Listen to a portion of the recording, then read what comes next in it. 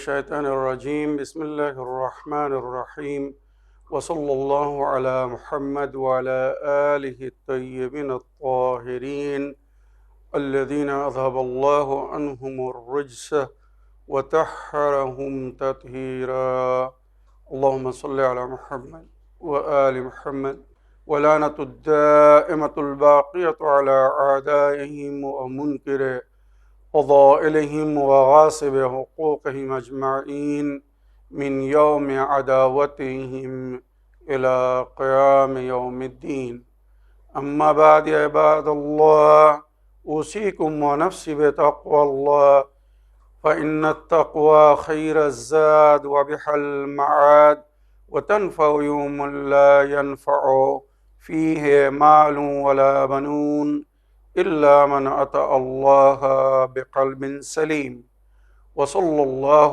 على محمد وعلى آله الطيبين الطاهرين اللهم صل على محمد وآل محمد আমার প্রিয় দর্শক ও শ্রোতাবৃন্দ আসসালামু আলাইকুম ওয়া রাহমাতুল্লাহি ওয়া বারাকাতুহু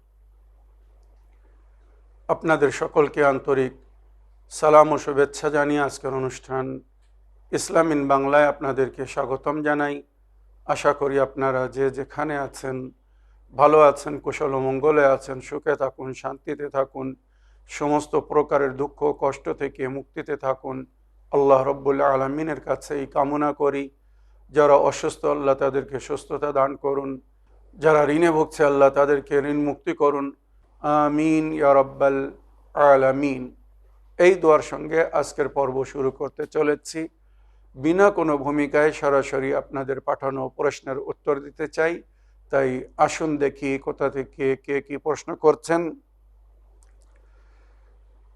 আগে একটি বা দুটি লিখিত চিঠি পড়ব, তারপরে যদি সময় থাকে তো আপনাদের পাঠানো অডিও রেকর্ডিং প্লে করব। জনাব মাওলানা সাবির রেজা সাহেব, আসসালামু আলাইকুম ওয়া রাহমাতুল্লাহি ওয়া বারাকাতুহু।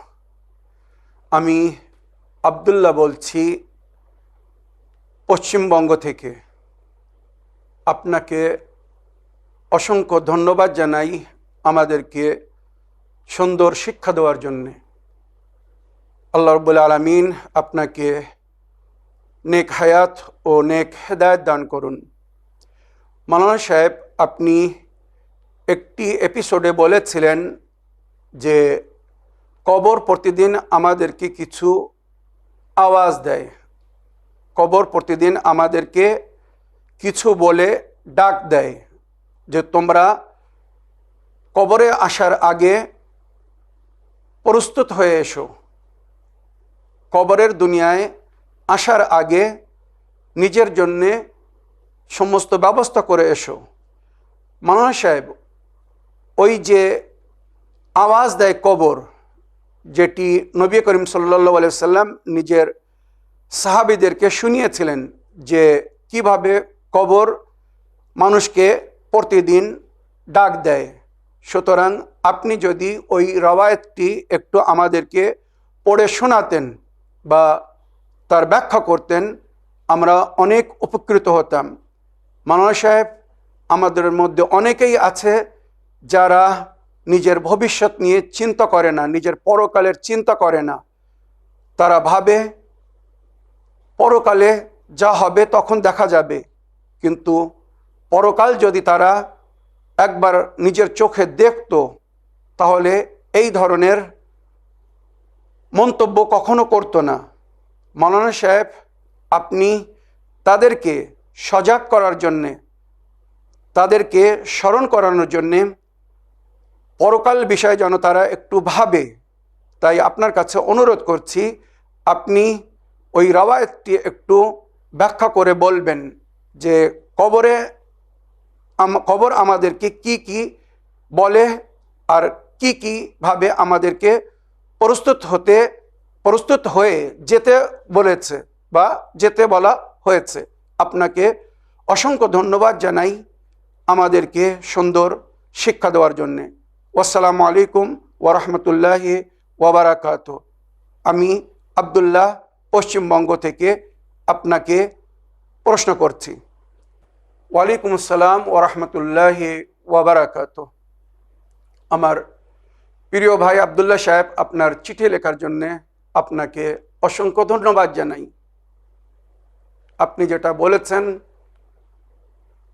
অপ্রিয় সত্য কথা বলেছেন। আমাদের মধ্যে অনেকেই আছে যারা নিজের ভবিষ্যৎ নিয়ে একবার ভাবে না। যেখানে মাওলা আলী আলাইহিস সালাম বলেছেন, এ'মাল দুনিয়াক কান্নাকা তাঈশু আবাদা ওয়া আমাল আখিরাতাক কান্নাকা তামুতু গাদা। যখন তুমি দুনিয়ার জন্য কাজ করবে এই ভেবে কাজ করো যে তোমার মৃত্যু হবে না, তোমাকে মরতে হবে না, তুমি এখানে চিরস্থায়ী, সারা জীবন এখানেই থাকবে। ওয়া আমাল আখিরাতাক কান্নাকা তামুতু গাদা। আর যখন আখিরাতের জন্য কাজ করবে এই ভেবে কাজ করবে যে আজকের দিন তোমার জীবনের শেষ সুযোগ, শেষ সময়, হয়তো কালকে তুমি থাকবে না, কালকে হয়তো আখিরাতের দিকে প্রস্থান করতে হবে, এই দুনিয়া ছেড়ে তোমাকে যেতে হবে। সুতরাং সেখানকার জন্য ব্যবস্থা করো। ওয়ামা তুকাদ্দিমু লিআনফুসিকুম মিন খাইরিন তাজিদুহু ইনদাল্লাহ, যেটা কোরআন বলছে, যা কিছু আগে থেকে তোমরা আল্লাহর দরবারে পাঠিয়ে রাখবে সেটাই পাবে সেখানে। ওয়ামা তুকাদ্দিমু লিআনফুসিকুম মিন খাইরিন, যা কিছু নেকি আগে থেকে পাঠিয়ে রাখবে, যেটা সূরা মুজাম্মিলের মধ্যে ইরশাদ হচ্ছে, ওয়ামা তুকাদ্দিমু লিআনফুসিকুম মিন খাইরিন তাজিদুহু ইনদাল্লাহ, সেটাকে আল্লাহর দরবারে উপস্থিত পাবে। তো আমাদেরকে পরকালের জন্য প্রস্তুত হতে বলা হয়েছে। আমরা এই দুনিয়ায় চিরস্থায়ী নয়। আমরা প্রতিদিন দেখছি কেউ না কেউ মারা যাচ্ছে, একদিন আমাদেরকেও এই দুনিয়া ছেড়ে যেতে হবে। সুতরাং আমার ভাই, আপনাকে অসংখ্য ধন্যবাদ জানাই যে আপনি নিজেকে এবং অন্যদেরকে সজাগ করানোর জন্যে ওই রওয়ায়াতটি শুনতে চেয়েছেন, যে রওয়ায়াতে নবী নিজের সাহাবীদেরকে বলেছিলেন যে কবর তোমাদেরকে প্রতিদিন 5টি আওয়াজ দিচ্ছে, এই আওয়াজে সাড়া দাও। আর ওই আওয়াজ শুনে কবরের জন্যে নিজেকে প্রস্তুত করো, পরকালকে, নিজের পরকালকে সুন্দর করার জন্যে এই কবরের আওয়াজকে শুনে এর উপরে আমাল করার চেষ্টা করো। সুতরাং এখানে নবী করিম সাল্লাল্লাহু আলাইহি ওয়াসাল্লাম সূরা জুমার আয়াতের ব্যাখ্যায় বলেছিলেন, কুল ইন্নাল মাউতাল্লাযী তাফিরুনা মিনহু ফাইন্নাহু মুলাকীকুম। এই মওত যার থেকে তোমরা পালাচ্ছ, মনে রাখবেন মানুষ মওত থেকে সবসময় পালানোর চেষ্টা করছে। মওতের সম্মুখীন কেউ হতে চায় না, স্বেচ্ছায় কেউ মরতে চায় না। শুধু আল্লাহর পথে যারা জিহাদ করে, অন্যায়ের বিরুদ্ধে তারা লড়াই করে, তারা মওতের পরোয়া করে না। যারা অন্যায়ের বিরুদ্ধে লড়াই করে তারা মওতের পরোয়া করে না। তাছাড়া সবাই মওতের ভয় করে আর মওত থেকে পালানোর চেষ্টা করে। তাই কোরআন বলছে, কুল ইন্নাল মাউতাল্লাযী তাফিরুনা মিনহু ফাইন্নাহু মুলাকীকুম। যে মওতের থেকে তোমরা পালানোর চেষ্টা করছো, মনে রেখো তোমাদের সঙ্গে মওতের সাক্ষাৎ হবেই হবে, অনিবার্য। মওত থেকে কেউ বাঁচতে পারবে না। মনে রাখবেন একটা কথা, মওত অনিবার্য। মওত থেকে বাঁচার কোনো রাস্তা নেই। বিমারি থেকে আপনি বাঁচতে পারেন। অনেক সময় মানুষ বিনা চিকিৎসায় ভালো হয়ে যায়, যেটা বাস্তব দুনিয়ায় আমরা দেখছি। আল্লাহ যদি কারোর উপরে কৃপা করে, দয়া করে, বিনা ওষুধে শেফা পেয়ে যায়, অসুস্থ হয় আবার সুস্থ হয়ে যায়। ওয়াইদা মারাজতু ফাহুয়া ইয়াশফিন, যেটা কোরআনের আয়াতে উল্লেখ হয়েছে, আমি যখন অসুস্থ হই আল্লাহই আমাকে শেফা দান করেন। এই ওষুধ পালা, ট্রিটমেন্ট, এটা একটা জরিয়া, ওসিলা। আসল শেফার মালিক আল্লাহ। আল্লাহ যদি শেফা না দেয় তো মানুষ ওষুধ কেউ ভালো হয় না। আর আল্লাহ যদি শেফা দেয় তো অনেক সময় ওষুধেরও প্রয়োজন হয় না। তো মনে রাখবেন, রোগ থেকে বাঁচা সম্ভব, কিন্তু মওত থেকে বাঁচা সম্ভব না। পাপ করলে তাকে জাহান্নামে যেতেই হবে। মানুষ রোগ থেকে বাঁচার জন্যে, মৃত্যু থেকে বাঁচার জন্যে ডাক্তার যেগুলোকে মানা করছে তারা সেগুলো থেকে বিরত থাকছে। আর মওত যেটা অনিবার্য, মওত থেকে রেহাই কারণ নেই। আজ নয় কালকে, কাল নয় পরশু, কেউ এক না একদিন আমাদেরকে এই দুনিয়া ছেড়ে যেতে হবে। আর আমরা যদি অন্যায় করে যাই, পাপ করে যাই, তো খোদা না করুক আমাদেরকে জাহান্নামে যেতে হবে। পাপ করার পরে জাহান্নাম থেকে মুক্তি নাই। তো মানুষ মওত থেকে বাঁচার জন্য চেষ্টা করছে, জাহান্নাম থেকে বাঁচার জন্য একবার চেষ্টা করছে না। তার মধ্যে সেই জ্ঞান নেই, সেই মারেফাত নেই বলে সে নিজের পরকালের সম্পর্কে ভাবছে না, জাহান্নাম থেকে বাঁচার একবার চেষ্টা করছে না। তাই নবী করিম সাল্লাল্লাহু আলাইহি ওয়াসাল্লাম এই আয়াতের ব্যাখ্যায় বলেছিলেন যে তোমরা যে মওত থেকে বাঁচার চেষ্টা করছো, পালানোর চেষ্টা করছো, এর থেকে কিন্তু তোমাদের নেজাত নেই, রেহাই নেই, মরতে সবাইকে হবে।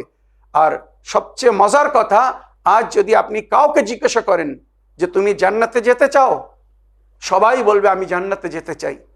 যেই সে বলবে আমি জান্নাতে যেতে চাই, আপনি তাকে বলুন তুমি কি মরতে চাও,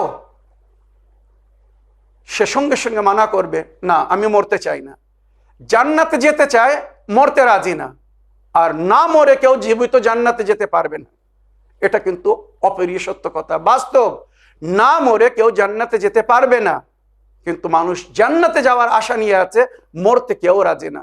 তো নিজের পরকালকে যদি সুন্দর করতে চান, নিজের আলামে বারজাখকে, কবরের দুনিয়াকে যদি স্বর্গ করতে চান, মনে রাখবেন মওতের ভয় কাদের হয়? যাদের মনে এই বিশ্বাস যে এখান থেকে যাওয়ার পরে ওখানে গিয়ে আমাদেরকে খুব কষ্ট ভোগ করতে হবে, খুব আযাব ভোগ করতে হবে, শাস্তি পেতে হবে। যারা পাপী তারা মওতের ভয় করে, কিন্তু যারা আল্লাহর নেক বান্দা, সালে বান্দা, যারা মরার আগে সমস্ত প্রকারের প্রস্তুতি নিয়ে রেখেছে, তারা জানে এই দুনিয়ায় আমরা ট্রানজিট পয়েন্ট, এখানে সামান্য কিছুদিনের জন্য মুসাফির। কে কতদিনের জন্য এই দুনিয়ায় এসেছে কেউ জানে না। যেটা মাসুমিনদের রওয়ায়াতের মধ্যে এসেছে যে 4টে প্রশ্নের মধ্যে তোমাদের পুরো জীবন লুকিত, এই 4টে প্রশ্নের উত্তর খোঁজো। যে তোমাদেরকে কে এই দুনিয়ায় পাঠিয়েছে, কিভাবে পাঠিয়েছে, কি জন্য পাঠিয়েছে, আর কতদিনের জন্য পাঠিয়েছে। তো যখন আমরা কে পাঠিয়েছে খুঁজবো, আল্লাহকে স্মরণ করব। কিভাবে পাঠিয়েছে, তো আমরা আসমান থেকে টপকে পড়েনি, মা বাপের মাধ্যমে, পিতা মাতার মাধ্যমে, এক প্রসেসের মাধ্যমে, এক সিস্টেমের মাধ্যমে আমরা এই দুনিয়া এসেছি। সুতরাং মাতা পিতার সম্মান করব, তাদের পরিশ্রম, মেহনত, কষ্টের পরিবর্তে তাদের সেবা করে, তাদের খেদমত করে শুকরিয়া আদায় করব। তো নিজের প্রতিপালককে জানার চেষ্টা করব, যিনি আমাদেরকে পাঠিয়েছেন, যাদের মাধ্যমে আমাদেরকে এই দুনিয়া পাঠিয়েছেন তাদেরকে আমরা স্মরণ করব, মাতা পিতাকে স্মরণ করব। আর কি জন্য পাঠিয়েছেন, তো যেটা কোরআন বলছে, ওমা খালাকতুল জিন্না ওয়াল ইনসা ইল্লা লিয়াবুদুন, আমি জিন্ন ইনসকে সৃষ্টি করিনি কিন্তু আমার উপাসনার জন্য, আমার ইবাদতের জন্য। তো আমরা তখন নিজের সৃষ্টির উদ্দেশ্যকে স্মরণ করে, যে উদ্দেশ্যে আল্লাহ আমাদেরকে সৃষ্টি করেছে সেটাকে আমরা পালন করার চেষ্টা করব। আর কতদিনের জন্য পাঠিয়েছে আমরা কেউ জানি না, কার স্টেশন কখন এসে যাবে আর মুসাফির গাড়ি থেকে নেমে যাবে। আমরা সবাই এই দুনিয়ায় মুসাফির, যার যেদিন স্টেশন এসে যাবে, যার সেদিন গন্তব্যের পৌঁছে যাবে, সেখানে সে নেমে যাবে। তো এই জীবনের সফর কার কখন শেষ হয়ে যাবে কেউ জানি না। তাই আমাদের জন্য বলা হয়েছে আমরা যেন প্রস্তুত হয়ে যাই, যখন মানুষ কোথাও যায় তো সেখানকার প্রয়োজন হিসেবে সবকিছু নিজের জন্য ব্যবস্থা করে যায়, সঙ্গে নিয়ে যায়। আর নইলে আগে থেকে সেখানে ব্যবস্থা করে রাখে যে আমি ওখানে যাচ্ছি, ওখানে যেন আমার কোনো কষ্ট না হয়, কোনো অসুবিধা না হয়। তো সেখানকার প্রয়োজনীয় সমস্ত জিনিস আগে থেকে প্রোভাইড করে। তো আমরা যে চিরস্থায়ী স্থানের দিকে শিফট হতে যাচ্ছি, পরকাল যেখান থেকে আর ফিরে আসার কোনো রাস্তা নেই। আমরা দুনিয়ায় কোথাও যখন সফরে যাই, আশা থাকে যদি ওখানে অসুবিধা হয় তো আবার দেশে ফিরে আসব, কিন্তু পরকাল থেকে ফিরে আসার কোনো পথ নেই। সুতরাং সেখানে যদি আমরা শান্তিতে থাকতে চাই তো শান্তির ব্যবস্থা করে যেতে হবে। আর যদি শান্তির ব্যবস্থা আমরা না করে যাই তো সেখানে কষ্ট ভোগ করতে হবে, যে কষ্টের কোনো সীমা নেই, সীমান্ত নেই। মনে রাখবেন, কুল ইন্নাল মাউতাল্লাযী তাফিরুনা মিনহু ফাইন্নাহু মুলাকীকুম, যে মওতের থেকে তোমরা পালাচ্ছ একদিন তার সঙ্গে তোমাদের সাক্ষাৎ হবে। সুম্মা তুরাদ্দুনা ইলা আলিমিল গায়বি ওয়াশ শাহাদা, তোমাদেরকে পাল্টে দেওয়া হবে সেই প্রতিপালকের দিকে যে সমস্ত গায়েবের খবর রাখে আর তোমাদের উপরে যে সাক্ষী। আনতাফি আইনিল্লাহ ফানজুর মাযা তারা, তুমি সবসময় নিজের প্রতিপালকের নজরের সামনে আছো, এবারে ভেবে দেখো তোমাকে কি করা উচিত বা কি করতে হবে। আজ যেখানে সিসিটিভি ক্যামেরা লাগানো থাকে, মানুষ সেখানে সতর্কতা অবলম্বন করে, কোনো এমন কাজ করে না যে সিসি ক্যামেরা ধরা পড়লে তার মুআখাযা হবে বা তাকে পানিশমেন্ট করা হবে, শাস্তি দেওয়া হবে। এমন কোনো কাজ ওই ক্যামেরার সামনে তারা করে না। আর আল্লাহ রাব্বুল আলামিন দুই ক্যামেরাম্যানকে আমাদের জন্মের সঙ্গে লাগিয়ে রেখেছে, ফিটিং করে রেখেছে, কিরামাল কাতিবিন। 24 ঘন্টা সবকিছু তারা রেকর্ড করছে, শুটিং করছে। দুনিয়ার ক্যামেরা লিমিটেড রিল বা লিমিটেড সময় পর্যন্ত রেকর্ড করতে পারে। আনলিমিটেড রিল, আনলিমিটেড ক্যামেরা এই আল্লাহ রাব্বুল আলামিন আমাদের সঙ্গে লাগিয়ে রেখেছেন। আর এই ক্যামেরার গুণ হচ্ছে দিনের উজালায় যেমন রেকর্ড করে, রাতের অন্ধকারও তেমন পরিষ্কার রেকর্ড করে। রাতের অন্ধকারও যদি কেউ কোনো পাপ করে, কেউ কোনো অন্যায় করে, ভুল করে, দিনের উজালার মতো তারা রেকর্ড করে নিচ্ছে। সব জিনিস সেখানে রেকর্ড হচ্ছে। আর পরকালে যদি কেউ নিজের পাপকে, অন্যায়কে অস্বীকার করে, সঙ্গে সঙ্গে স্ক্রিনের উপরে তার পুরো পর্দা ফাঁস করে দেওয়া হবে। তখন মানুষ কত লজ্জিত হবে। আজ দুনিয়ার সামনে মানুষ কোনো অন্যায় করতে, কোনো পাপ করতে ভয় করে, লজ্জা করে যে লোক দেখলে কি বলবে। কাল হাসরের ময়দানে তার সমস্ত লুকিত পাপকে প্রকাশ করে দেওয়া হবে, যেগুলো সে মানুষের নজর থেকে ফাঁকি দিয়ে, ধোকা দিয়ে লুকিয়ে করেছিল। তো আনতাফি আইনিল্লাহ ফানদুর মাদা তারা, আলিমুল গায়ব ওয়াশ শাহাদা, যে গায়েবের সমস্ত খবর রাখে আর যে সাক্ষী, সে কিন্তু দেখছে। মাওলাই কায়নাত বলছেন, ইত্তাকু মাসিয়াল্লাহ ফিল খালাওয়াত ফাইন্নাল হাকিমা হুয়াশ শাহিদ। গোপনে গুনাহ করা থেকে বিরত থাকো, কেননা যে তোমার বিচারক সে কিন্তু নিজেই সাক্ষী, সে কিন্তু দেখছে তুমি কি করছো। কোনো সাক্ষীর প্রয়োজন হবে না হাসরের ময়দানে। যা কিছু আমরা করছি আমাদের প্রতিপালক আমাদেরকে দেখছেন। আনতাফি আইনিল্লাহ ফানদুর মাদা তারা, তুমি তোমার প্রতিপালকের দৃষ্টিতে আছো। এবারে ভেবে দেখো তোমাকে কি করতে হবে বা কি করা উচিত। যদি আল্লাহর ভয় থাকে তো আল্লাহর নজরের সামনে কেউ এমন কাজ করবে যে কাজ আল্লাহ পছন্দ করেন না। মান আরাফা নাফসাহু ফাকাদ আরাফা রাব্বাহু, যে নিজের নফসকে চিনেছে সে নিজের প্রতিপালককে চিনেছে। এই উজুদ, এই অস্তিত্বের মধ্যে মনে রাখবেন আল্লাহকে খুঁজে পাবেন। একটি একটি অংশ আল্লাহর উজুদের, আল্লাহর অস্তিত্বের সাক্ষী দেবে। আল্লাহ বলছে, আনা আকরাবু ইলাইহি বিন হাবলিল ওয়ারিদ, আমি আমার বান্দাদের জীবন রেখার চেয়ে তো নিকটে। তার মানে সে কত নিকট থেকে আমাদেরকে দেখছে, আমাদের উপরে নজর রেখে আছে। এই ভয় যদি কারোর মধ্যে থাকে সে কখনো পাপ করবে না। তো আমার প্রিয় ভাই আব্দুল্লাহ সাহেব, আপনাকে অনেক ধন্যবাদ জানাই এত সুন্দর প্রশ্ন রাখার জন্যে বা হকিকাতকে স্মরণ করিয়ে দেওয়ার জন্যে। এখানে কোরআন বলছে তাদেরকে যখন তাদের প্রতিপালকের দিকে ফিরিয়ে দেওয়া হবে, মানুষ মারা যাওয়ার পরে যখন নিজের প্রতিপালকের দিকে ফিরে যাবে, ফায়ুনাব্বিউকুম বিমা কুনতুম তা'মালুন, তখন তোমাদের প্রতিপালক তোমাদেরকে বলবে তোমরা দুনিয়ায় কি করছিলে, তোমাদেরকে শোনাবে, তোমাদেরকে দেখাবে, কিছুই অস্বীকার করতে পারবে না। আল্লাহ আমাদের সকলকে হেদায়েত দান করুন। আমরা কেউ মারা গেলে বলি ইন্না লিল্লাহি ওয়া ইন্না ইলাইহি রাজিউন। আমরা তো আল্লাহর জন্য আর আল্লাহর দরবারে আমাদেরকে ফিরে যেতে হবে। তো আল্লাহ যখন আমাদেরকে এই দুনিয়ায় পাঠিয়েছিলেন, আমাদের শরীর পাক পবিত্র এবং আমাদের রূহ পাক পবিত্র ছিল। আমরা যখন ফিরে যাব পবিত্র অবস্থায় যেতে হবে। আমাদের রূহ যেন নাপাক বা নাজিস না হয়, আমাদের নফস যেন পবিত্র থাকে। ইন্নান নাফসা লাআম্মারাতুন বিসসুই ইল্লা মা রাহিমা রাব্বি। সূরা ইউসুফের মধ্যে আল্লাহ রাব্বুল আলামিনের ইরশাদ হচ্ছে, নফস মানুষকে সব সময় কুপথের দিকে আমন্ত্রণ জানায়। যদি আল্লাহর রহম না হয় সে ভুল পথের পথিক হয়ে যায়। তাই আল্লাহ রহম করে আমাদের মধ্যে নফসে লওয়ামা সৃষ্টি করেছেন। যখন আমাদের মন কোনো অন্যায়ের দিকে যায়, কোনো পাপ করতে মন চায়, সঙ্গে সঙ্গে নফসে লওয়ামা বাধা দেয়, এই অমুক এই কাজ করো না, এটা পাপ, এটা ভুল। কিন্তু মানুষ নাজিস এবং হারাম খেয়ে নিজের নফসকে এত জঘন্য করে ফেলে, এত দুর্বল করে ফেলে, তখন ওই নফসে লওয়ামার কথা আর শোনে না, নফসে আম্মারার পথে চলে পড়ে।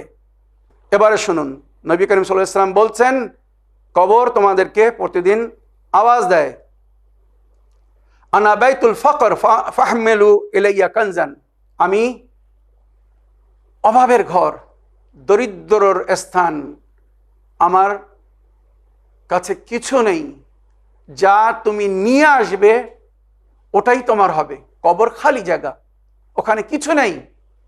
আপনারা যারা কবর খুঁড়েছেন বা কবর খুঁড়তে দেখেছেন বা কাউকে মাটি দেওয়ার সময় যখন আপনারা কবরকে দেখেছেন, কবরের মধ্যে কিছু থাকে, আগে থেকে কিছু প্রোভাইড করা হয়? কিচ্ছু না। আনা বাইতুল ফাকর, গুরবিস্তান, গরিস্তান যাকে বলা হয়, গরিবের ঘর, কোনো কিছু নেই ওখানে। ফাহমুল ইলাই কানজান, নিজের সঙ্গে খাজানা নিয়ে এসো, ধন দৌলত নিয়ে আসো যদি এখানে শান্তিতে থাকতে চাও। আনা বাইতুল ওয়াহদা ফাহমুল ইলাইয়া আনিসান, আমি একা ঘর, এখানে সাথী নিয়ে এসো। কবরে কিন্তু কেউ কারোর সাথে যাবে না। তিনটে জিনিসকে মানুষের জীবন সাথী বলা হয়েছে, তিনটি জিনিসকে মানুষের জীবন সাথী বলা হয়েছে। এর মধ্যে দুটো জিনিস খুব বেশি যদি সাথ দেয় কবর পর্যন্ত, সেটা কি? আল আউলাদ, বউ বাচ্চারা মানুষের সাথী হয়। মারা যাওয়া পর্যন্ত বউ বাচ্চারা আপনার সঙ্গে, মারা যাওয়ার পরে কিন্তু বউ বাচ্চারা কেউ আপনার সঙ্গে কবরে যাবে না। ধন দৌলত মানুষের সাথী, যতক্ষণ বেঁচে আছেন দৌলত থেকে লাভবান হচ্ছেন, মারা যাওয়ার পরে এই ধন দৌলত দুনিয়ায় রয়ে যাবে, আপনার সঙ্গে কিছু যাবে না। তৃতীয় হচ্ছে মানুষের আমাল, নেকি হোক আর বদি, ভালো কাজ হোক আর মন্দ কাজ হোক, এটাই আপনার সঙ্গে যাবে। দুনিয়ায় ভালো করুন আর মন্দ করুন, এই আমাল আপনার সঙ্গে যাবে। যেমন আমাল নিয়ে যাবেন ওখানে, তেমন স্থান পাবেন, তেমন সুখ শান্তি বা অস্বস্তি ভোগ করতে হবে, অস্বস্তি ভোগ করতে হবে, কষ্ট পেতে হবে। যদি কেউ নেকি নিয়ে যায় শান্তি পাবে, বদি নিয়ে যায় অস্বস্তি ভোগ করতে হবে, কষ্ট পেতে হবে। আর তার কোন বদি কি রূপ ধারণ করে আসবে, কোন বদি সাপ হয়ে, কোন বদি বিচ্ছু হয়ে, কাঁকড়া বিচ্ছু হয়ে, কোন বদি কি হয়ে তার দংশন করবে, তাকে কষ্ট দিবে, আমরা জানি না। তবে আমাদের নেকি ওখানে আমাদের প্রোটেক্ট করবে, আমাদের হেফাজত করবে, সুরক্ষা দান করবে। তো নেকি নিয়ে যদি যাই তো আমরা নেজাত পাবো। আনা বাইতুল ওয়াহদা ফাহমুল ইলাইহি আনিসান, আমি একা ঘর, এখানে সাথী নিয়ে এসো। সাথী কি আগে বলছি। আনা বাইতুল হাইয়াত ফাহমুল ইলাইহি তিরিয়াক, আমি সাপ পোকামাকড়ের গড়, থাকার জায়গা, আমি সাপ পোকামাকড়ের ঘর। আপনারা জানেন কবরের মধ্যে বিভিন্ন প্রকারের পোকামাকড় সৃষ্টি হয়, আল্লাহর তরফ থেকে সৃষ্টি করে দেওয়া হয় ওই মানুষকে দংশন করার জন্যে, কামড়ানোর জন্যে, কষ্ট দেওয়ার জন্যে। তাই এখানে হাদিস বলছে আনা বাইতুল হাইয়াত, আমি সাপ বিচ্ছু পোকামাকড়ের ঘর। ফাহমিল ইলাইহি তিরিয়াক, নিজের সঙ্গে তিরিয়াক নিয়ে আসো। বিষনাশককে, বিষকে কাটে যে ওষুধ, ওই ওষুধকে আরবি ভাষায় তিরিয়াক বলা হয়। তো তিরিয়াক নিয়ে আসো। তো আমাদেরকে কি নিয়ে যেতে হবে? পরকালের বিষ থেকে মুক্তি পাওয়ার জন্যে, জ্বালা থেকে মুক্তি পাওয়ার জন্যে, দংশন থেকে রক্ষা পাওয়ার জন্যে। তারপরে কবর বলে আনা বাইতুদ দুলাম ফাহমিল ইলাইয়া সিরাজান, আমি অন্ধকার ঘর, এখানে আলো নিয়ে এসো। কবরে কোনো দরজা নেই, কবরে কোনো জানালা নেই। No door, no window in the grave. কবরে কিন্তু কোনো জানলা হবে না, কোনো দরজা হবে না, কোনো খিড়কি হবে না। অন্ধকার, চারিদিক থেকে বন্ধ করে দেওয়া হবে। ওই অন্ধকারে কি করে থাকবেন? আজ কারেন্ট চলে গেলে, ইলেকট্রিসিটি চলে গেলে, যাদের ইলেকট্রিসিটিতে থাকার অভ্যেস, কিরকম অসুবিধা হয়, কত কষ্ট হয়, তাদের কাছে জিজ্ঞাসা করে দেখুন। কবরের অন্ধকার কি করে সইবেন? যারা এসিতে থাকে, আরামে থাকে, পাখার হাওয়ায় ঘুমায়, কবরের অন্ধকারে সেখানে না আলো হবে, না কোনো পাখা, না কোনো এসি, কি করে থাকবেন? তো এই নেকি যদি আমরা সঙ্গে নিয়ে যাই, ওখানে এসি প্রোভাইড করা হবে, লাইট প্রোভাইড করা হবে, পাখার ব্যবস্থা করা হবে, সব ব্যবস্থা করা হবে। এখানে আগে বলছি যে কবরে অন্ধকারকে দূর করার জন্য কি নিয়ে যেতে হবে। ও আনা বাইতুত তুরাব ফাহমুল ইলাইয়া ফিরাশান, পঞ্চম বাক্য যেটা কবর আমাদেরকে বলে প্রতিদিন, আমি মাটির ঘর। আনা বাইতুত তুরাব, আমি মাটির ঘর। ফাহমুল ইলাইয়া ফিরাশান, নিজের সঙ্গে বিছানা নিয়ে আসো। আজ যদি কাউকে বলা হয়, কোনো ধনী ব্যক্তিকে, জ্ঞানী গুণী সম্মানিত ব্যক্তিকে, মাটির উপরে শুয়ে পড়ো, শোবে না। যার আরামে তোষকে, গদ্দার ওপরে, খাট পালঙ্গের ওপরে তোষক বা গদ্দা বিছিয়ে শোয়ার অভ্যেস, লেহাব চাদর রাজাইয়ের ওপরে যারা ঘুমায়, তারা মাটির ওপরে কি করে ঘুমাবে, কি করে নিদ্রা আসবে, নিন আসবে? যেখানে বলছে কবর, আনা বাইতুত তুরাব ফাহমুল ইলাইয়া ফিরাশান, আমি মাটির ঘর, নিজের সঙ্গে বিছানা নিয়ে আসো।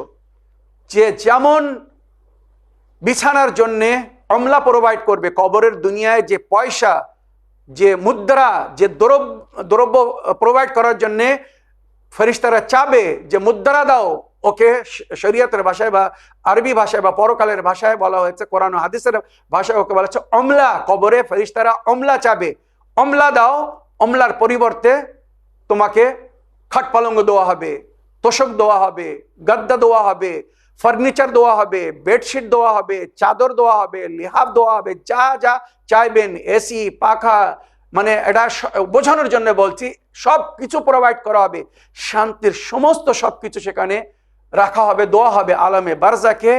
কবর কিন্তু বড় ঘরও হতে পারে, রাজমহলের মতো মহলও অনেকে পাবে, যদি তারা নিজের নেকির মাধ্যমে নিজের পরকালের ঘরকে সেইভাবে সাজায়, সেইভাবে তৈরি করে। এই যে নেকি আমরা করি, আমাদের একটা একটা নেকি ইট হয়ে ওখানে আমাদের ঘরে লাগছে। ফেরেশতারা আমাদের ঘর তৈরি করছে পরকালে। যে যত মাল মশলা, ইট, পাথর, বালি, রড, লোহা, মানে এটা বোঝানোর জন্য বলছি, সেখানে ঘর করার জন্য যা যা প্রয়োজন আমরা যদি নেকির মাধ্যমে সেগুলো প্রোভাইড করতে থাকি, পাঠাতে থাকি, জমা করতে থাকি, ফেরেশতারা আমাদের জন্য সুন্দর ঘর তৈরি করতে থাকবে। যেটা জানাবে ইদ্রিস নবীকে যখন জান্নাতের ভ্রমণ করা হয়েছিল, ওনাকে জান্নাত দেখানো হয়েছিল, তো উনি দেখছিলেন যে কিছু লোকেরা ঘর তৈরি করছে, আবার কিছু লোকেরা ঘর তৈরি করার পরে সেটাকে ভেঙে ফেলছে। তো উনি জিবরাইল আমিনকে জিজ্ঞাসা করছিলেন যে এই জিবরাইল আমিন, এই যে ঘর তৈরি হচ্ছে কার জন্যে, কি জন্যে, এটা কার ঘর? তখন জিবরাইল আমিন বলেছিলেন আল্লাহর নেক বান্দারা নিজের নেকির মাধ্যমে ইট, পাথর, বালি যা যা পাঠাচ্ছে তাদের জন্য ঘর তৈরি হচ্ছে। আগে দেখলেন কিছু লোক আছে তাদের তৈরি ঘর ভেঙে ফেলা হচ্ছে। এ কেন এত সুন্দর ঘর তৈরি করা হয়েছে, তাদের ঘর কেন ভাঙা হচ্ছে? তো যারা নিজের নেকির মাধ্যমে ঘর তৈরি করেছিল, পাপ করে হাতুড়ি পাঠিয়ে তারা নিজের ঘরকে ভেঙে ফেলছে। বা রওয়ায়েতে যেটা এসেছে, আমরা যখন নেকি করি আমাদের নেকির মাধ্যমে ফুলের বাগান তৈরি হয়। জান্নাত আরবি শব্দ, জান্নাত মানে ফুলের বাগান, যার মাঝখানে আমাদের জন্য সুন্দর ঘর তৈরি করা হবে, বাংলো তৈরি করা হবে, সুন্দর বসবাসের স্থান তৈরি করা হবে। তো ওই যে ফুলের বাগান আমরা নিজের নেকির মাধ্যমে লাগাচ্ছি, যদি কেউ পাপ করে তো আগুন হয়ে গিয়ে ওই বাগানকে জ্বালিয়ে দেয়। তাই শরীয়তে বলা হয়েছে নিজের নেকিকে বা নেকির ঘরকে পাপের আগুন দিয়ে জ্বালিও না। তবে যদি কোনো মানুষ ভুল করে পাপ করে ফেলে তো সঙ্গে সঙ্গে তওবা করতে বলা হয়েছে। তওবা করলে আল্লাহ রাব্বুল আলামিন পুনরায় তার ঘর তাকে ফিরিয়ে দেয়। তো এখানে খবর বলছে আনা বাইতুত তুরাব ফাহমুল ইলাইয়া ফিরাশান, আমি মাটির ঘর, নিজের সঙ্গে বিছানা নিয়ে আসো। এই কথাগুলো যখন নবী বললেন যে কবর আমাদেরকে বলে আমি দরিদ্রর ঘর, এখানে খাজানা নিয়ে আসো, আমি একা ঘর, এখানে সাথী নিয়ে এসো, আমি পোকা মাকড়, সাপ, বিচ্ছুর গড়, এখানে রক্ষার জন্যে তিরিয়াক নিয়ে আসো, সাপের বিষ বা কাকাল বিচের বিষ কাটানো ওষুধ নিয়ে আসো। আনা বাইতুজ যুলাম ফাহমিল ইলাইহি সিরাজান, আমি অন্ধকার ঘর, আলো নিয়ে আসো। আনা বাইতুত তুরাব ফাহমিল ইলাইহি ফিরাশান, আমি মাটির ঘর, বিছানা নিয়ে আসো। তো সাহাবীরা জিজ্ঞাসা করলেন, এই আল্লাহর নবী, আমরা কিভাবে খাজানা নিয়ে যাব? এই দুনিয়ার কোনো ধন দৌলত তো আমাদের সঙ্গে যাবে না, তো আমরা কি নিয়ে যাব যেটা ওখানে ধন দৌলতের কাজ করবে? এখান থেকে কেউ আমার সঙ্গে যাবে না, আমার বন্ধু বান্ধব, বউ বাচ্চারা কেউ আমাদের সঙ্গে কবরে যাবে না, তো ওখানে আমি সাথী কোথা থেকে পাবো? এই সাথী বলতে কি নিয়ে যেতে হবে? আমরা যে ঘরে যাব সেখানে সাপ পোকামাকড় হবে, তো বিষ কাটানোর জন্যে, সাপের দংশন থেকে বা কাঁকড়া বিচের দংশন থেকে, সেই জ্বালা থেকে মুক্তি পাওয়ার জন্য কি নিয়ে যেতে হবে? অন্ধকার ঘরকে উজালা করার জন্য আমাদেরকে কি নিয়ে যেতে হবে? মাটির ঘরের জন্য যদি আমরা বিছানা নিয়ে যেতে চাই, তো বিছানা জন্যে আমাদেরকে কি নিয়ে যেতে হবে? এবারে শুনুন। তো নবী করিম সাল্লাল্লাহু আলাইহি ওয়াসাল্লাম বললেন, খাজানা সে মুরাদ লা ইলাহা ইল্লাল্লাহ মুহাম্মাদুর রাসূলুল্লাহ আলিয়ান ওলিউল্লাহ, এই কলেমা যেটা আপনাকে জান্নাতে প্রবেশ করাবে, পরিপূর্ণ কলেমা নিয়ে যেতে হবে। তো আগে নিজের কলেমাকে ঠিক করুন, নিজের ঈমানকে সঠিক করুন। লা ইলাহা ইল্লাল্লাহ মুহাম্মাদুর রাসূলুল্লাহ আলিয়ান ওলিউল্লাহ, এই খাজানা নিয়ে যেতে বলা হয়েছে। কবরের জন্যে। তারপরে আনা বাইতুল ওয়াহদা ফাহমুল ইলাইহি আনিসান, আমি একা ঘর, সাথী নিয়ে এসো। আয় আল্লাহ নবী, এই সাথী বলতে কি? তখন নবী করিম সাল্লাল্লাহু আলাইহি ওয়াসাল্লাম বলেছেন, আনিস তিলাওয়াতুল কোরআন, কোরআনের তেলাওয়াত করো। এই একটা একটা সূরা সুন্দর যুবকের রূপ ধারণ করে কিয়ামত পর্যন্ত তোমাদের সঙ্গে থাকবে। বিশেষ করে সূরা রহমানের সম্পর্কে উল্লেখ হয়েছে, যদি কেউ প্রতিদিন সূরা রহমান পড়ে তো যেই ওই ব্যক্তি মারা যাবে, সঙ্গে সঙ্গে সূরা রহমান এক যুবকের রূপ ধারণ করে তার কাছে আসবে। গোসল দেওয়ার সময়, কাফন পরানোর সময়, জানাজার সময়, কবরে নিয়ে যাওয়ার সময়, কবর পর্যন্ত তার সঙ্গে থাকবে। ফেরেশতা যারা দায়িত্বে থাকবে তারা এই যুবককে জিজ্ঞাসা করবে, আপনি কে বা তুমি কে? যেখানে তার বউ বাচ্চারা, তার আত্মীয় স্বজনরা, বন্ধু বান্ধবরা সবাই তাকে ছেড়ে চলে গিয়েছে, তুমি এখনো তার সঙ্গে আছো। গোসল দেওয়ার সময় সঙ্গে ছিলে, কাফনের সময় সঙ্গে ছিলে, জানাজার সময় সঙ্গে ছিলে, সারা রাস্তার সঙ্গে ছিলে, কবরেও তুমি তার সঙ্গে এসেছো, তার সাথ দিচ্ছ, তুমি কে? তখন ওই সূরা রহমান বলবে, এই ব্যক্তি আমাকে ছাড়েনি, সারা জীবন আমাকে স্মরণে রেখেছিল বলে আল্লাহ আজ আমাকে এর সাথী করেছে। এই অন্ধকারে, এই একা ঘরে তার মনোযোগ করার জন্য, মনোবলকে বৃদ্ধি করার জন্য, তার সহযোগিতা করার জন্য আল্লাহ আমাকে পাঠিয়েছে। আমি ততক্ষণ পর্যন্ত এখান থেকে, তার থেকে দূরে যাব না যতক্ষণ না আল্লাহর দরবারে তাকে পৌঁছে দিচ্ছি। আল্লাহর দরবারে যে পৌঁছে দেওয়ার পরে আমার ডিউটি শেষ হয়ে যাবে। তখন জিজ্ঞাসা করবে, তুমি কে? তখন বলবে, আমি সূরা রহমান, আমি কোরআনের তেলাওয়াত। ওইভাবে একটা একটা সূরা, সূরা ইয়াসিন, সূরা মুজাম্মিল, সূরা ওয়াকিয়া, সূরা মুলক, এই সমস্ত সূরা সম্পর্কে রওয়ায়াতে উল্লেখ হচ্ছে। সূরা দুখান বিভিন্ন রূপ ধারণ করে সুন্দর বন্ধু হয়ে, সাথী হয়ে কবরে আমার বা আপনার সঙ্গে থেকে মনোবলকে বৃদ্ধি করতে থাকবে। কবরে কোনো কষ্ট হতে দিবে না, সমস্ত প্রকারের বালা মুসিবত থেকে রক্ষা করবে। তবে কখন? যখন এই সূরা পড়ে এর উপরে আমরা আমাল করে দুনিয়া থেকে যাব। যদি আমরা না পড়ি বা এই সূরার উপরে আমাল না করি, মনে রাখবেন এর থেকে আমরা লাভবান হতে পারবো না। তো নবী বললেন, কবরের সাথী হবে তেলাওয়াতে কোরআন। আনা বাইতুল হাইয়াত ফাহমুল ইলাইহি তিরিয়াক, আমি সাপ বিচ্ছুর গড়, নিজের সঙ্গে ২০ কাটা ওষুধ নিয়ে এসো। তো ২০ কাটা ওষুধের রূপে আমরা কি নিয়ে যাব? নবী বললেন, আস-সাদকা ওয়াল খায়রাত, সাদকা ও খায়রাত করতে থাকো। এই সাদকা ও খায়রাত ওই কবরের সমস্ত জ্বালা যন্ত্রণার বিরুদ্ধে ওষুধের কাজ করবে। যত সাদকা পাঠিয়ে রাখবে, যত দান খয়রাত করে রাখবে, মনে রাখবে কবরের সমস্ত জ্বালা যন্ত্রণা থেকে মুক্তি দান করবে। সাপ কামড়াতে আসবে, সঙ্গে সঙ্গে সাদকা ঢাল হয়ে যাবে। কাঁকড়া বিচ্ছু কামড়াতে আসবে, সঙ্গে সঙ্গে খায়রাত দান ঢাল হয়ে দাঁড়াবে, কাটতে দেবে না, কামড়াতে দেবে না। আর খোদা না করুক যদি কামড়ায়, তো সঙ্গে সঙ্গে ওই সাদকা, ওই খায়রাত তার জন্য ওষুধ হয়ে, মলম হয়ে বিষ কাটিয়ে দেবে, আর সে জ্বালা যন্ত্রণা থেকে মুক্তি পাবে। তাই প্রতিদিন সাদকা দিতে বলা হয়েছে, কিছু না কিছু। কেননা কোন দিন কবে আমরা এই দুনিয়া থেকে চলে যাব আমরা জানি না। তাই বলা হয়েছে, রাত্রে শোয়ার আগে সাদকা দাও, সকালের আগে যদি মারা যাও তো এই সাদকা তোমার কাজে আসবে। সকালে উঠে সাদকা দাও, দিনের বেলা যদি মারা যাও তো এই সাদকা তোমার কাজে আসবে। তো আমাদেরকে প্রতিদিন ওই জন্যে কিছু না কিছু সাদকা দিতে বলা হয়েছে। ও আনা বাইতুল যুলাম ফাহমুল ইলাইহি সিরাজান, আমি অন্ধকার ঘর, আলো নিয়ে এসো। তো নবী করিম সাল্লাল্লাহু আলাইহি ওয়াসাল্লামকে জিজ্ঞাসা করো, এই আলো বলতে কি নিয়ে যাব? নবী করিম সাল্লাল্লাহু আলাইহি ওয়াসাল্লাম বললেন, সালাত, সালাতুল লাইল, নামাজ কবরের অন্ধকারকে দূর করবে। নামাজ কবরের অন্ধকারকে দূর করবে। তাই রওয়ায়াত বলছে, মাসুমিনরা বলেছেন, নামাজ পড়ো তোমার নামাজ পড়ার আগে, নামাজ পড়ো তোমার নামাজ পড়ার আগে। তোমার নামাজ মানে কি? তোমার নামাজে জানাজা, যার পরে আর তুমি কিছু করতে পারবে না, সুতরাং তার আগে নামাজ পড়ো। নামাজ পড়ো তোমার নামাজ পড়ার আগে।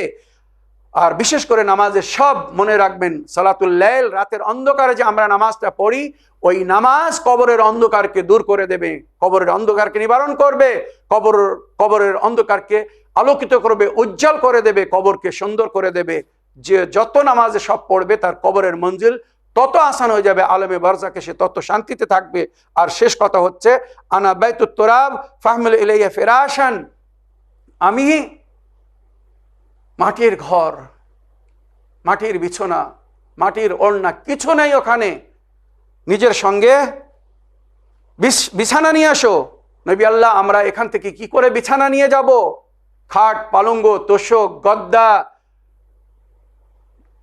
লিহাফ, চাদর কিছুই তো সঙ্গে যায় না। এমনকি যে পোশাক পরিধান আমি পছন্দ করতাম, পরতাম, সেগুলোও আমার সঙ্গে যাবে না। শুধু কাফন, 3টে কাফন, একটা লুঙ্গি, একটা জামা আর একটা চাদর, এই হবে পোশাক। হে আমার প্রতিপালক, আয় আল্লাহর নবী, আপনি বলুন আমি এমন কি সঙ্গে নিয়ে যাব যার পরিবর্তে কবরে সমস্ত প্রকারের শান্তি, সুখ শান্তি প্রোভাইড করা হবে। তখন নবী আল্লাহ বললেন, আমালুন সালেহ, নিজের সঙ্গে নেকির অমলা নিয়ে যাও, নেকির মুদ্রা নিয়ে যাও। যখন ফেরেশতা তোমার কাছে জিজ্ঞাসা করবে, তোমার জন্যে খাট পালঙ্গ নিয়ে আসবো, তোমার জন্যে গদ্দা নিয়ে আসবো, তোমার জন্য চাদর নিয়ে আসবো, তোমার জন্য লিহাফ নিয়ে আসবো, তোমার জন্য এটা নিয়ে আসবো, ওটা নিয়ে আসবো, তোমার এই ঘরে আলো লাগিয়ে দেবো, তোমার ঘরে পাখা লাগিয়ে দেবো, তোমার ঘরে এসি লাগিয়ে দেবো, মানে এটা শান্তির যত ধারণা আপনি করতে পারেন, যা কিছু আশা করবেন ওখানে সব কিছু পাবেন। তবে ফেরেশতা বলবে যে এটা যদি নিতে চাও এত ওমলা দিতে হবে, মানে এত নেকি দিতে হবে, এটা যদি নিতে চাও এই ওমলা দিতে হবে। এই যত আমরা অমলা দিব, নেকি দিব, তার পরিবর্তে আমাদেরকে ফ্যাসিলিটি দেওয়া হবে। তো যে যত নেকি দেবে তার তত সুন্দর ঘর দেওয়া হবে, তত সুন্দর ঘর সাজিয়ে দেওয়া হবে, সুন্দর সেখানে ব্যবস্থা করা হবে। আল্লাহ আমাদেরকে তৌফিক দান করুন। আমার প্রিয় ভাই আব্দুল্লাহ সাহেব, আপনি প্রশ্ন করেছেন, আশা করি আপনার এই প্রশ্নের মাধ্যমে আজ আমার অনেক দর্শকবৃন্দরা নিজেদের মনে একটা সিদ্ধান্ত নেবে, নিজে একটা চূড়ান্ত সিদ্ধান্ত নেবে যে আজকের পরে আমার জীবনের কোনো এক মুহূর্তকে আমি বেকার নষ্ট করব না, বিফল যেতে দেব না। সবসময় কোনো না কোনো নেকি করার চেষ্টা করব, যেটা পরকালে আমার কাজে আসবে। প্রতিক্ষণ আমার ব্যাংকে যদি আমি কিছু না কিছু জমা করতে থাকি, তো পরকালে আমার আরামের জন্য যখন আমি চাইবো, তো এই পয়সা, এই নেকি, এই অমলা আমার কাজে আসবে। আল্লাহ আমাদের সকলের ইহকাল ও পরকালকে সুন্দর এবং উজ্জ্বল করুন। আর পরকালকে উজ্জ্বল করার জন্যে এই যে কবরের 5টি আওয়াজ, এর ওপরে সাড়া দিয়ে আমরা যেন নিজেকে প্রস্তুত করতে পারি, কবরের জন্যে নিজেকে যেন রেডি করতে পারি। কার কখন ডাক এসে যাবে, কে কখন এই দুনিয়া থেকে চলে যাবে, কেউ জানে না। সুতরাং প্রতি মুহূর্তকে নিজের জীবনের শেষ সুযোগ মনে করে নেকি করার চেষ্টা করুন। এই বলে আমার আজকের বক্তব্য এখানে শেষ করলাম। ওয়া আখিরু দাওয়ানা আলহামদুলিল্লাহি রাব্বিল আলামিন। ওয়াসসালামু আলাইকুম ওয়া রাহমাতুল্লাহি ওয়া বারাকাতুহু।